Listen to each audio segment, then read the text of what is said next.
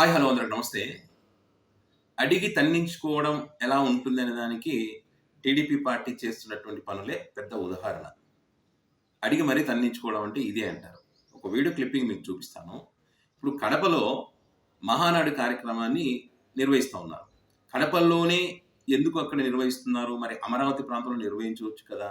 అని చెప్పి చాలామంది అన్నప్పటికీ కూడా వాళ్ళు కడపలోనే నిర్వహిస్తారు. దానికి కారణాలేంటో ప్రతి ఒక్కరికి తెలుసు. జగన్ అడ్డాలో మా దమ్మేదో చూపిస్తామని చెప్పి దాని గురించి అక్కడ మహానాడులో మాట్లాడతారనేటువంటిది ఒక చర్చ నడుస్తా ఉంది.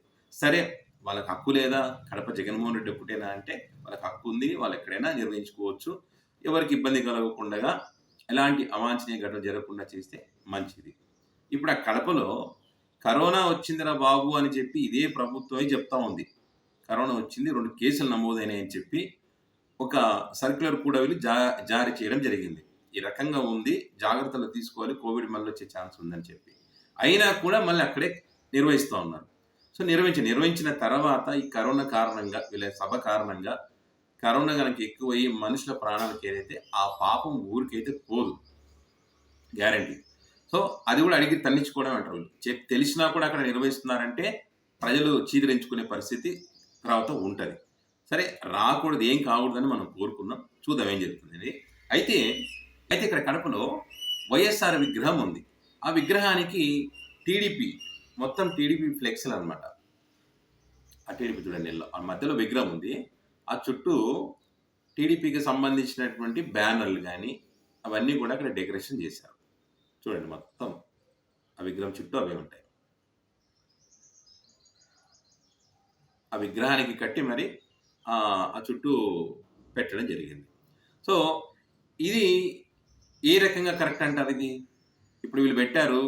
మళ్ళా అవతల వాళ్ళు రెచ్చిపోయారనుకోండి. ఎట్ల కడతారో వచ్చి పీకేసారనుకోండి. పీకేసారని చెప్పి అక్కడ ఉన్నటువంటి అవన్నీ కట్టినటువంటి తోరణాలు గాని అవన్నీ పీకేసారని కేసు పెడతారు. లేదా ఇలా ఎందుకు చేస్తా ఉన్నారు రెచ్చగొట్టే విధంగానే ఎవరైనా ప్రశ్నించారనుకోండి. మమ్మల్ని ప్రశ్నిస్తామని చెప్పి వాళ్ళని అరెస్ట్ చేస్తారు.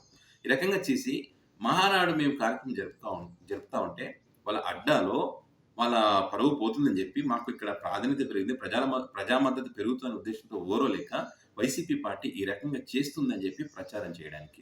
ఇప్పటికే ఈ అంశానికి సంబంధించి చాలామంది సోషల్ మీడియా వేదికగా కొంతమంది మూర్ఖులు ఉంటారు. వాళ్ళకి సబ్జెక్ట్ తెలియదు, పాడు తెలియదనమాట.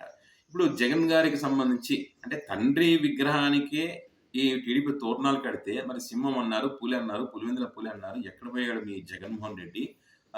పారిపోయాడా? భయపడి బెంగుళూరులో దాక్కున్నాడా?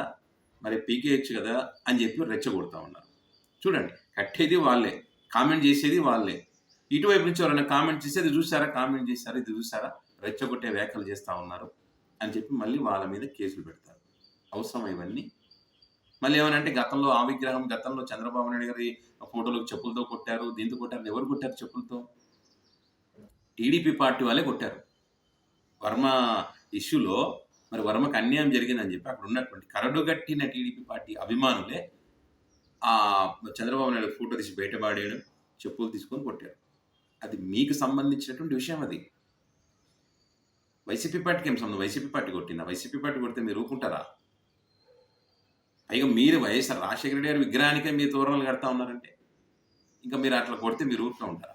అనేక చోట్ల అనేక ప్రాంతాల్లో ఎలక్షన్ టైంలో కూడా టికెట్లు ఇవ్వలేదని చెప్పి ఇదే మీ పార్టీకి సంబంధించిన వాళ్ళే కొట్టారు. అది దాంట్లో వైసీపీకి ఏం సంబంధం? సో, ఇప్పుడు కూడా మీరు ఇక్కడ ఫ్లెక్స్లు కట్టి రెచ్చగొట్టే విధంగా చేస్తా ఉన్నారు. ఎవడికోడికి మండుతుంది, వచ్చి పీకేస్తారు. అది మీరు కట్టినారు అయిపోయింది. మళ్ళీ రెచ్చగొట్టే విధంగా వ్యాఖ్యలు చేసినప్పుడు మండుతుంది, ఎవడు వచ్చి పీకేస్తాడు. ప్రశాంతంగా ఉన్నటువంటి వాతావరణాన్ని కొంచెం ఉద్రిక్తలు జరగడానికి కారణము అవుతున్నది ఎవరు? మీరే. మీ మాటల వల్లే, మీ చేష్టల వల్లే.